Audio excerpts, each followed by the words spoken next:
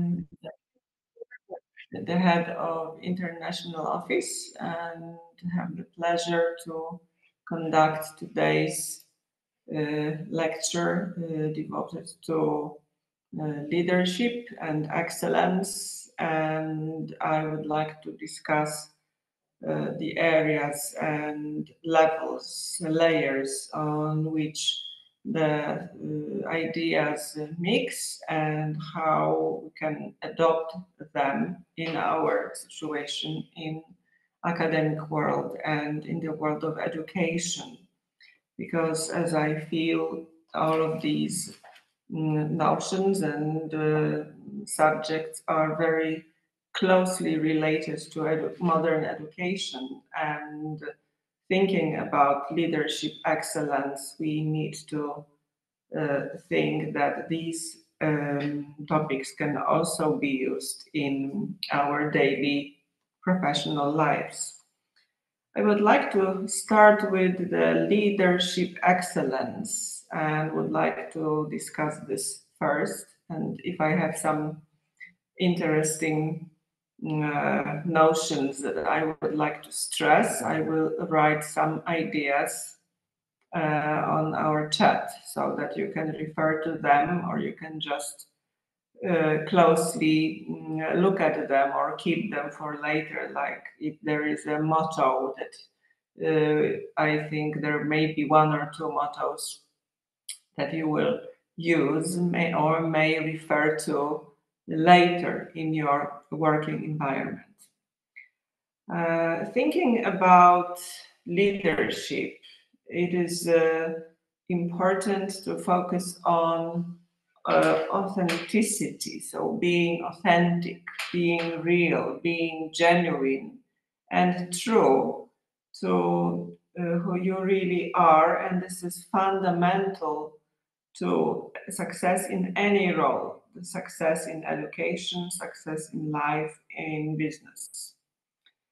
As a leader, we must embody the best of ourselves. This is the version that will be highly effective and also capable of motivating and inspiring all those who are around us. Some people say your competence is not enough. People need to trust you, your character, and connect with you. Otherwise, they will not be able to, or they will not be willing to take risks with you. And this understanding ties deeply with our ability to be self-aware. People say you need to figure out how to create the conditions for your success. And don't assume that others will do it for you. As very often in life, we are responsible for this. So understanding how people see us, this is crucial for development and this is crucial for growth.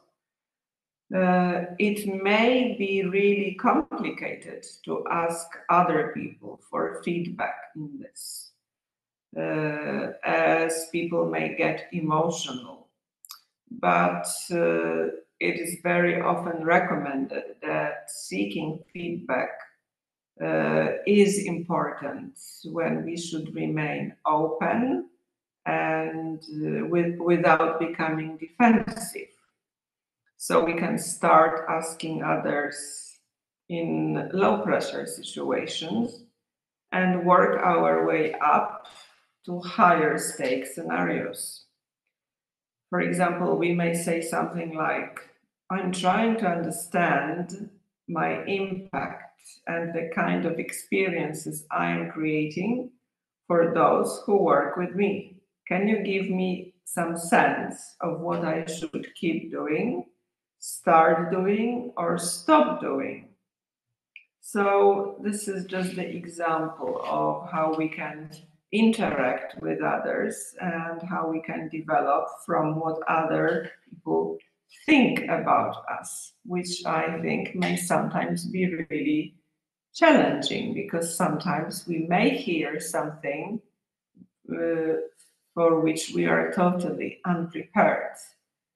This is like the ugly truth that we wouldn't like to know, but in reality we may discover some opinions about us, which as a consequence may also change our behavior. So I think this is really a challenge, but sometimes worth taking up. Talking about leadership excellence, we have to focus, and we should not forget about curiosity. As children are born curious, and they are naturally inclined to be inquisitive, and they explore their surroundings. So we should learn from children. We should be open to new experiences, and people who are outside, people who are not in our direct division or our industry. We shouldn't be afraid to ask basic questions and reflect on our personal passions and interests, as they are often excellent sources of curiosity. So we should think expansively and ambitiously. You need to always ask ideas. What can we be doing in some other way, if there is any other way to do the same thing?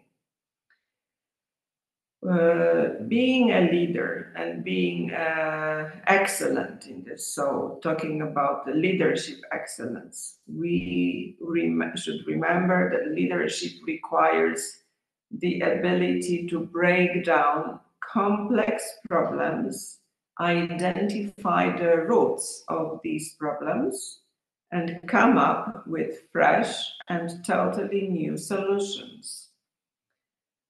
So it's not enough to trust your intuition.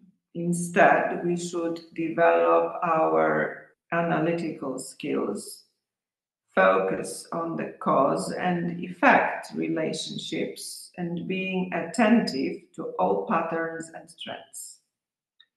And making sound decisions hinges on our ability to expand our experience and mix it with a blend of analytics, expertise, and ethical judgment. So this is not only being concentrated on data, but also to know the sources of data, to know how to find information, find data, and how to mix it together, identify it, and also work on the environment as if it's a set of puzzles. Bear in mind that information doesn't fall from the sky. It is usually created by people. And information or data is just another source of our universe.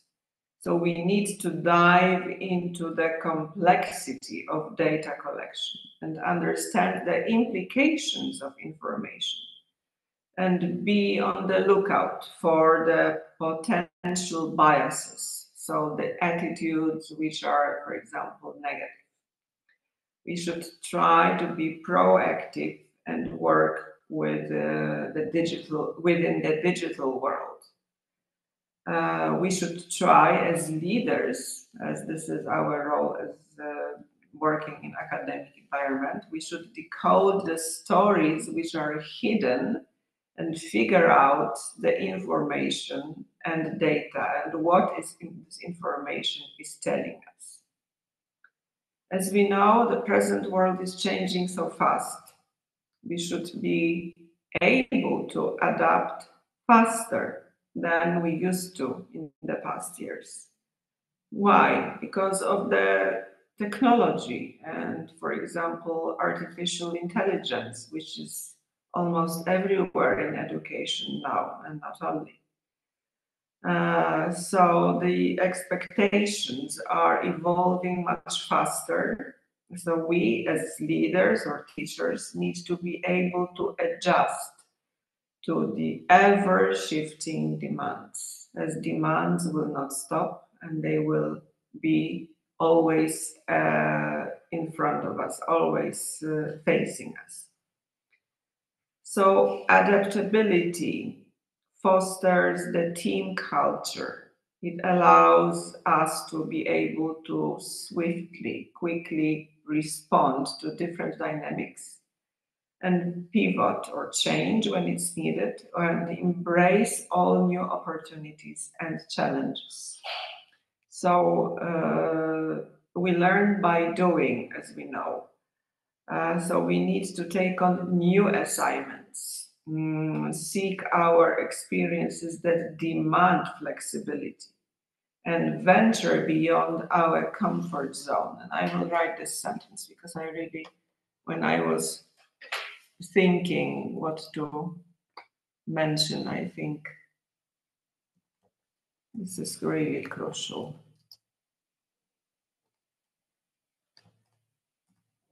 Just a moment.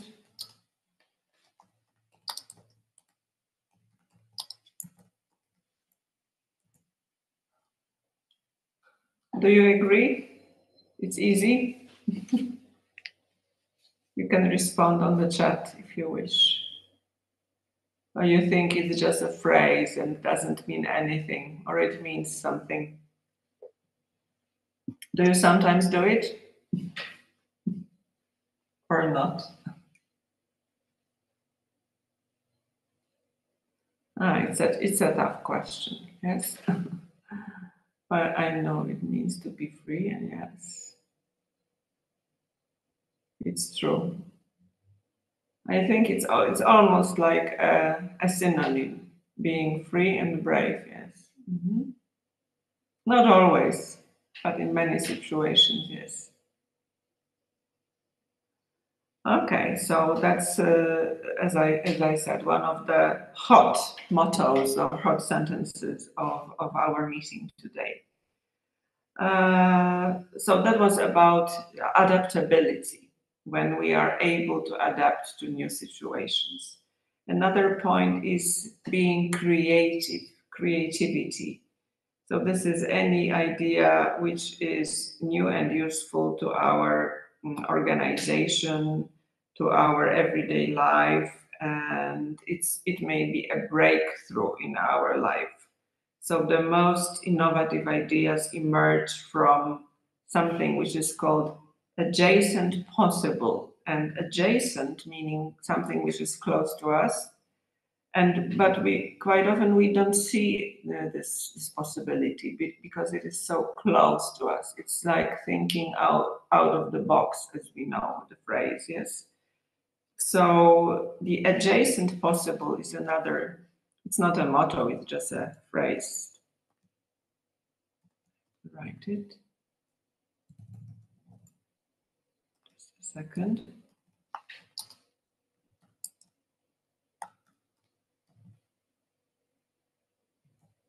So adjacent possible. Adjacent, as I said, meaning something which is very close to us, as we sometimes don't see the opportunity, but it is there. It is because it is so close to us and we don't notice it. So this is the sense and base of creativity, that we have our eyes open, we see the possibilities immediately within reach, within our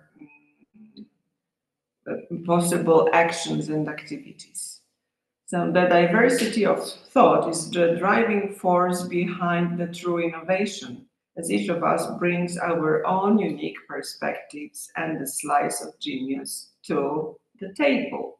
So we should look around and see what is the adjacent possible, what is the next opportunity, or as we may say, the nearest opportunity. Our role as a leader isn't necessarily to come up with all the great ideas on our own, but we should try to create the environment which nurtures creativity, which steams this, which is drives this creativity of others, and so that they are able to develop and they are able to grow. So we show them the interconnectedness of the thinking, how things are composed together, interconnected, and our viewpoint may help other people develop and grow. So I think the role of the leader is not only to be powerful for the sake of our power, but to be able to let other people grow from what we know and from our attitude, which I think is more difficult. How about some other issue? This is called the issue of ambiguity. Ambiguity, so it's close to uncertainty, something unknown, something which is very new to us. So the comfort with ambiguity and managing ambiguity is about holding our conflicting ideas in our heads, in our minds, and dealing with the competing priorities that we feel are equally important. So many people fall into this trap of linear thinking. So we believe when it is X, then the X causes Z, or X causes Y, or A causes B, something like that. And they may really overlook the interplay of different dynamics. So it is not A and B, it may be A and K.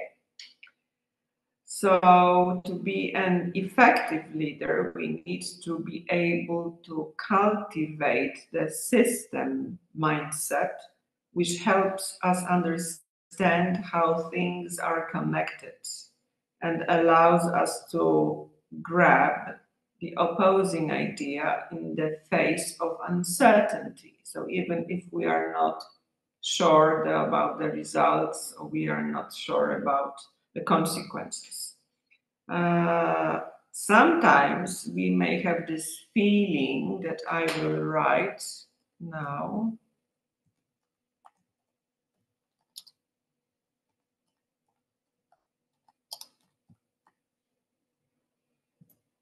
Navigating through fog.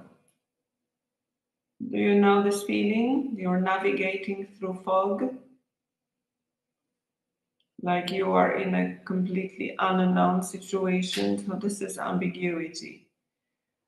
So we, very often in our lives, we are navigating through fog. So we are in the situation where we know nothing. And this is usually the situation that makes most of us feeling totally uncomfortable. And how to become more comfortable with ambiguity, with the new situation. Embracing this unknown and the fear of ambiguity requires quite a lot from us. It requires to immerse in the complexity of different situations. And there are many questions like, what if? What will happen next? So we need to look very closely at different matters from different perspectives.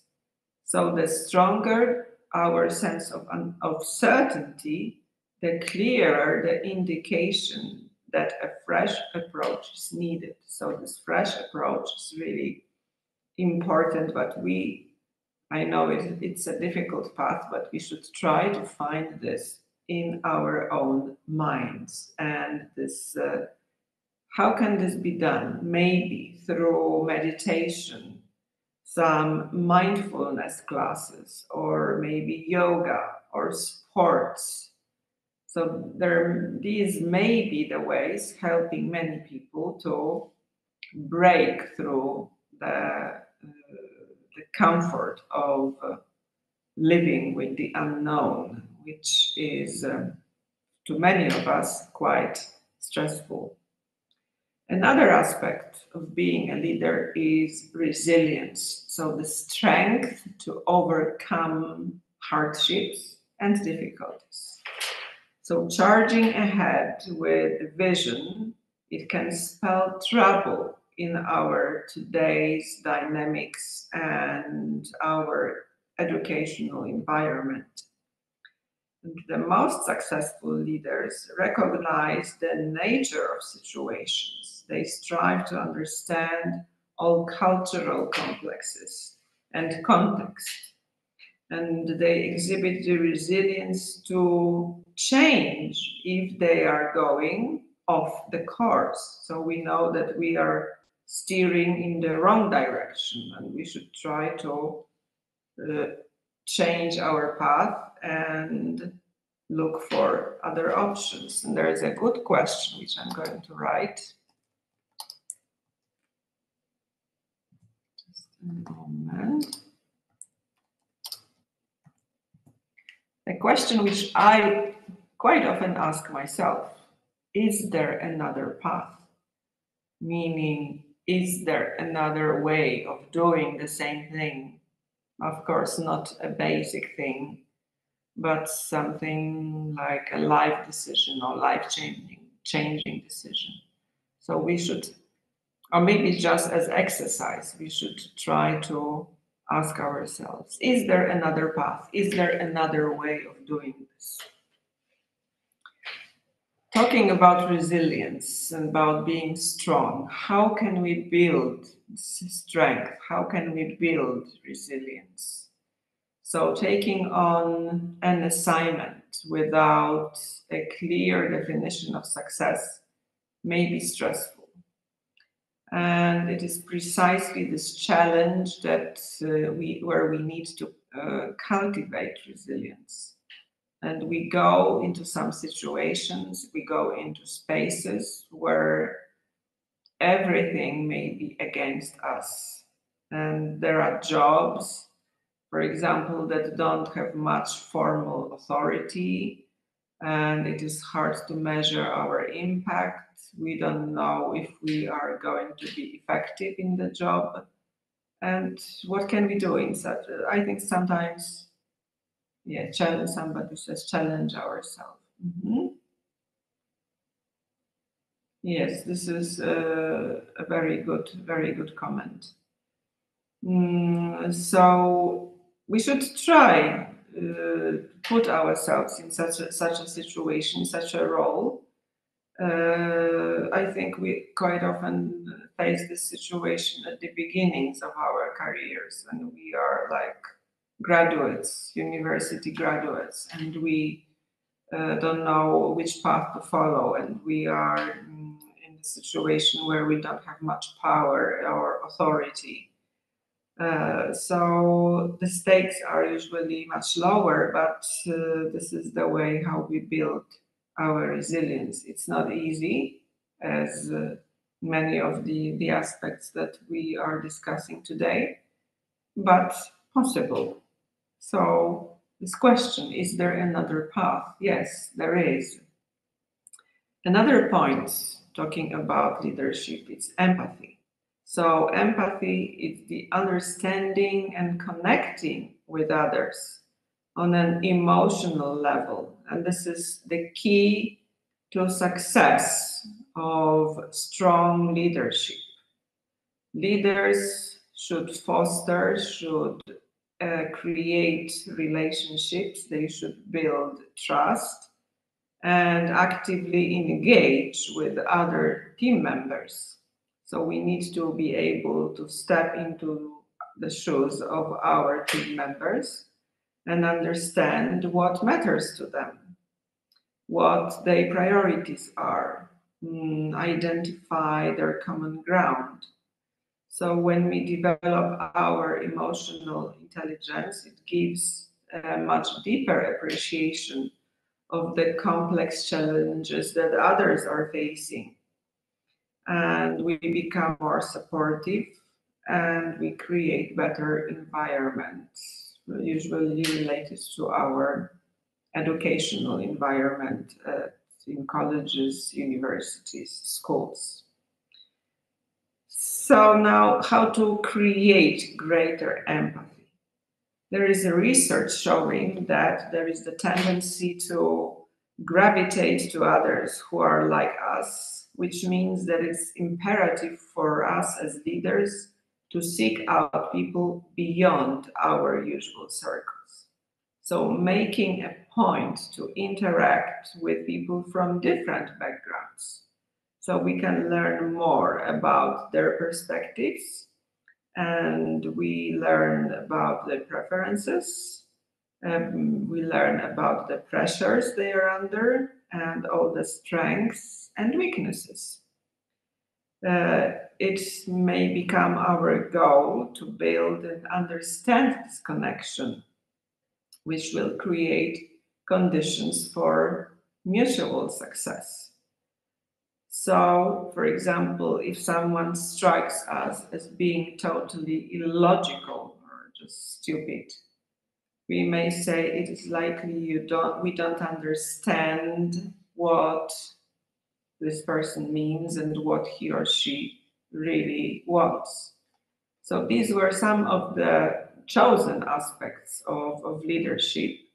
How about the relationship? Now I'm going to slightly move to another part. So leadership and coaching, how these two areas overlap, if they overlap at all. And coaching in education, that will be my main interest. So coaching and also mentoring, because in many situations, coaching and mentoring are interchangeable. They have been used very successfully in schools and colleges for many, many decades. So coaching has been really emerging as a discipline in the early, at the beginning of the year 2000, so it's like about 24, 25 years ago, when we noticed that this notion really appeared. And coaching in education is quite often defined as one-to-one conversation focused on the enhancement or improvement of learning and development through the increasing self-awareness and the sense of personal responsibility, where the coach facilitates the self-directed learning of the coachee through questioning, through active listening, and appropriate challenge in the supporting and encouraging climate. So this is the definition. So we have the coach as facilitator, the coachee, who is the person going through the process of coaching and being given enough support and encouraging climate. Usually the aim is to change and to develop. And most of the research that has been done into coaching in education focuses on the applications of this notion in schools.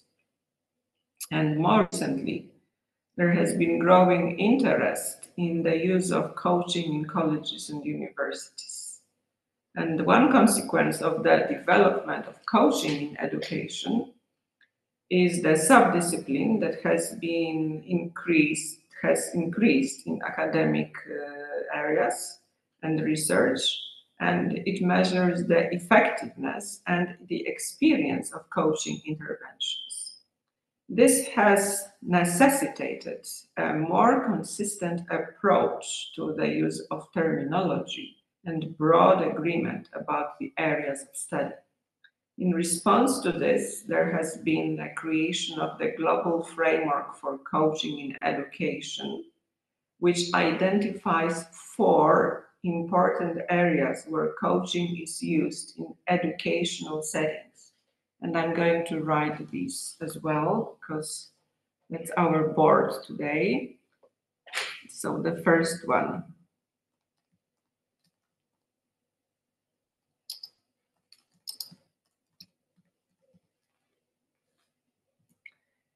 So this is the idea of coaching, enhancing the success, so strengthening success. Another one, the second one,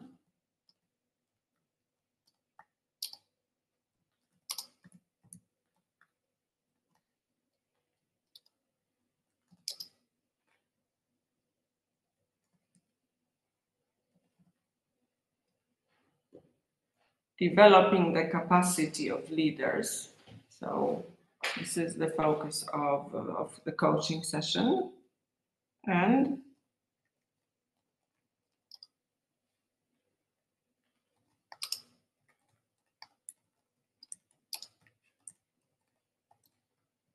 supporting the professional practice. And the final one, which I think is the most important, developing better relationships, which I think is the main idea of a good coaching session. So these are all mixed with positive education. As positive education is a term started in the year 2009, and it very often mixes this positive psychology or coaching and the positive psychology interventions, which are aimed at improving the well-being of learners and educators. So the key focus of positive education is to enable learners to improve their well-being and the well-being of others. There has been a new notion introduced. I'm going to write it as well, which I think is important. It's well-being literacy, so being able to recognize the situation when someone feels,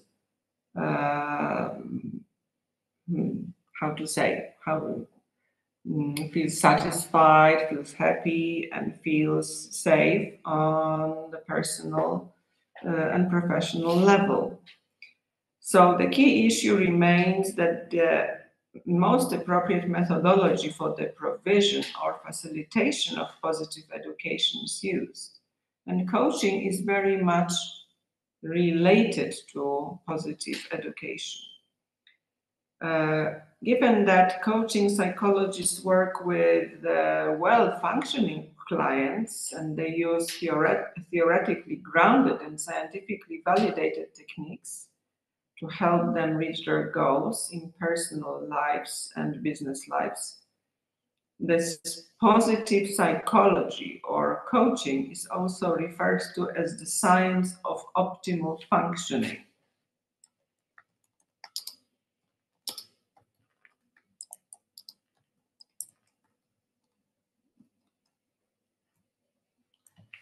Science of optimal functioning, which is the term which I also really like.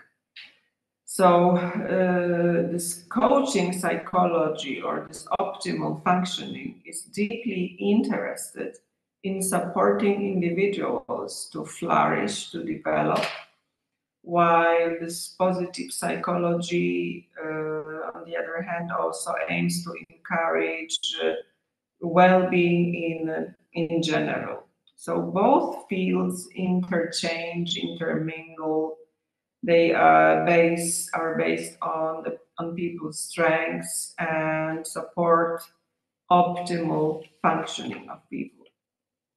So integrating coach and positive psychology in education has been argued that this integration of coaching and positive psychology should be implemented in schools, and how. It has been proposed that the integration of coaching and positive psychology can support the well-being of learners while preventing any negative impacts on their mental health. And positive psychology and coaching can aim to improve well-being, and it may fit like hand in glove with the intention of positive education.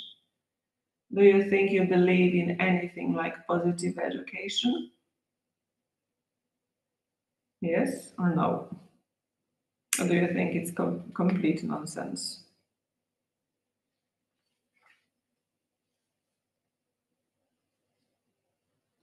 Okay, I leave this as an open issue to think about and reflect on. But this is, as we know, this is theory, and the theory is always there to question. And we are, as in academic environment, we may feel free to question anything. And I always say anything can be questioned. So, as I say, this reasoning may be something which you totally don't agree with, but this is usually the personal attitude. But this highlights this combination of positive psychology, education, and coaching. Do you think coaching is a good idea, that it should be used in schools? Do you think we should coach our students? Do you think it's an ingredient which we need in education? So many people in Poland say no, that there shouldn't be any coaching in schools. But sometimes I think we should use some methods of, for sure. Yeah, you say sure. Yeah, but I'm just sharing general opinions in Poland. As people say that coaching is like brainwashing, that it has nothing to do with science, with which I totally disagree, because I think it's part of development in the levels of psychology, and it's supportive. It's supportive to others. Coaching cannot be mixed with anything like therapy, because sometimes coaches pretend they are therapists, and they are not, which is they have different roles. But coaching and showing the way to move forward is something like an element of positive education, and this is also an element to create leaders in our environment, and that is the point of our today's meeting and my speech. Thinking about leadership, it's also important to stress one other issue, and the notion of resilience. So the power, the strength that we have. So how much of this resilience we have, and what are the general characteristics of people who have this power to lead others and to support others as well. So I see we have different types of this mentality. We may have a survivor mentality. When people are very resilient, they view themselves as survivors. They know that even when times are very difficult, they can keep going until they make it through, and they will make it happen. People may feel they have very, very effective emotional regulation. They feel in control of situations. So resilient people tend to have the internal power of control and feel that their actions can play important part in determining the outcome of events. Many of these resilient people have problem-solving skills. So when problems arise, they look at the situation very rationally, and they try to come up with solutions that will make a difference.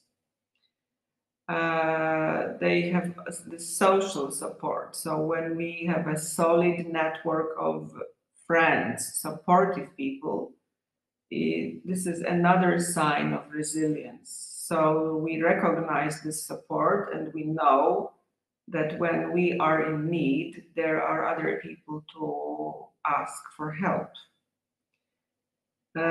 So this ability, this resilience, is the ability to regulate our emotions when we have the very strong sense of confidence and control, when we effectively cope with problems and we lean on social support when we need this support.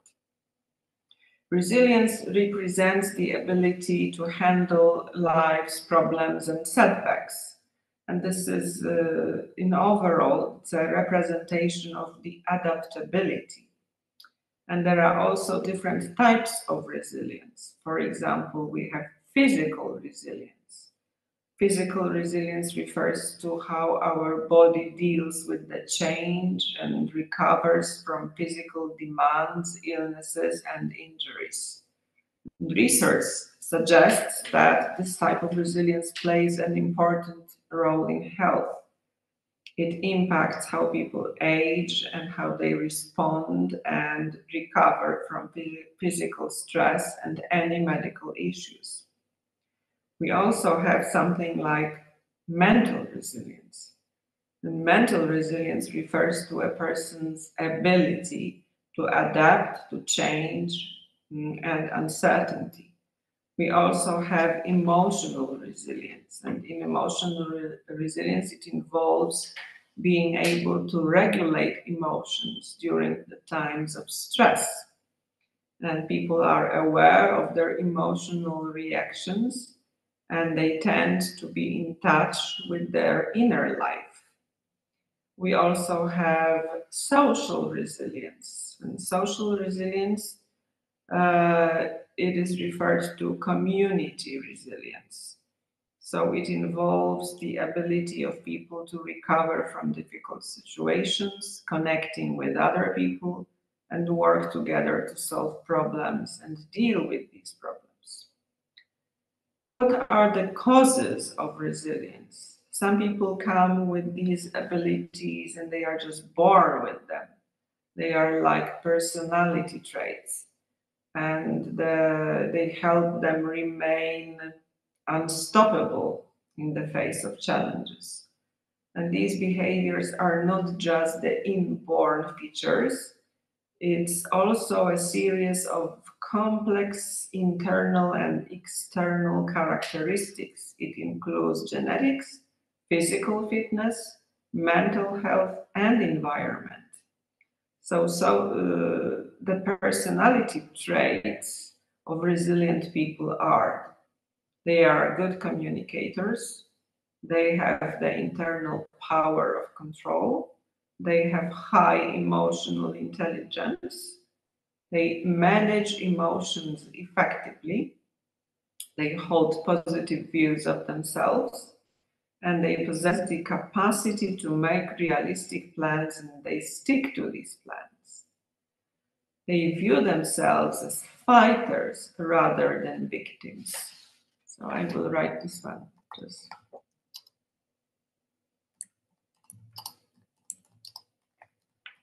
last one, I like it. Fighters.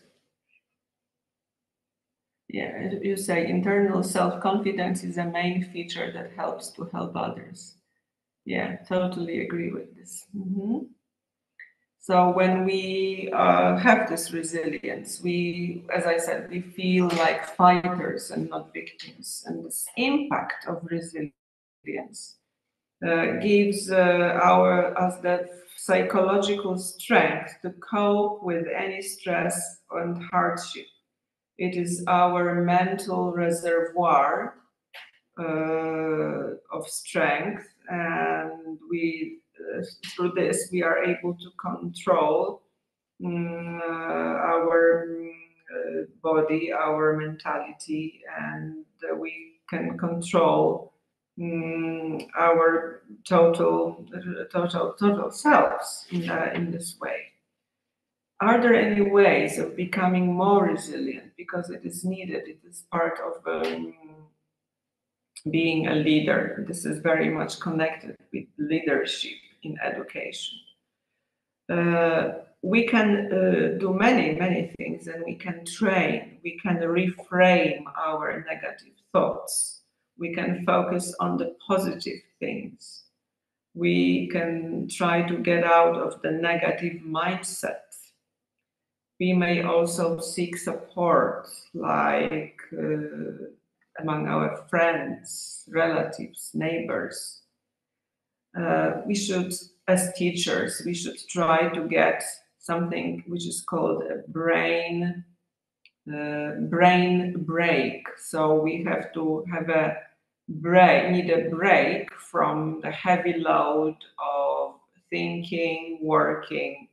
So the brain break is something like a quick refreshing activity which decreases, so lowers our attention for long days or stressful times. I think we all have been in a situation when you go back from work, you just sit down at home and you want to cry because the day was so horrible. And this is just overwhelming. So the brain break is like a fun technique to energize, to activate, to refocus on something else. For me, it's walking or just physical exercise. But walking is easy because it's cheap, because it's available, and you don't have to pay for practicing it. I think teachers should use the brain breaks to refocus and also to re-energize the students. This is something, going back to the beginning of our meeting, something of being a good leader, not only focusing on ourselves, but also focusing on others and helping others. So the students are there. The students are there and we need to help them in the best possible way. As we know that teaching can be emotionally and physically challenging. And so, as I said, there are days you come back home and you just want to cry, the only thing you want to do. Some other days are much better, like Friday today, yeah, but, well, it depends really what was happening during the day. But we should remember that these days will also pass, and it's also part of the teaching business.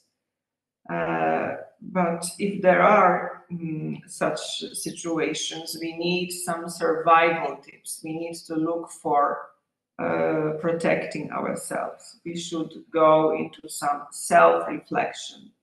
We should try this kind of activity which may help us. Even coaching, why not? If it's something which you think it may be an effective technique, or maybe phoning our friends to help.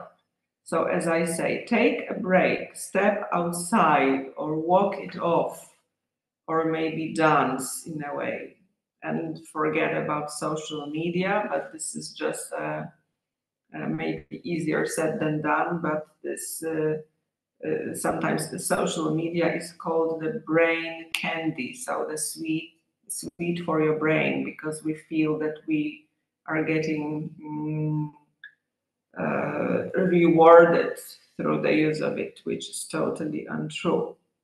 So I think this is your homework from today's Friday meeting with me, that you should think about something fresh, something new, to take off the teacher pressure so that you can lower the stress level and think about this activity and just do it over the weekend if you can. Why not? And all the papers can wait, because the papers are never done, and all the work is always there and is calling us, but we should do something more pleasant than that. So as I say, being a leader, it means we build on our strong selves, and we need to focus on this ourselves and find a way of being stronger in this optimal functioning, building on our self-confidence. And remember, there is always another way of doing things, another option of challenging ourselves, but it is worth it. It is worth to take up the challenge, because from those challenges the leaders may grow and the successful teachers may also grow with this healthy and strong attitude. Thank you very much for today. Are there any questions or any comment you want to make, or you can write it in the chat box?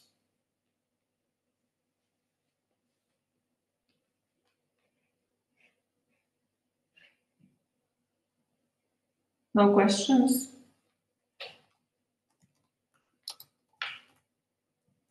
Thank you very much for today, and I hope to meet you soon. Thank you very much. Thank you so much for interesting information. I will be provided in my work. Thank you. Thank you so much. Thank you for meeting. Thank you.